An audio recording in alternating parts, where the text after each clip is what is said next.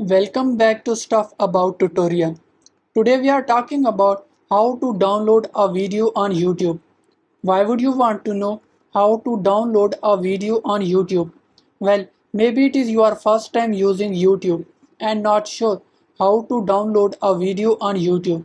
So today I am going to show you how to download a video on YouTube. Check video description and I will try to leave the written instructions. Downloading a video on YouTube is quite simple and the process is easy to do. First of all, open any browser. Now write youtube.com in search bar.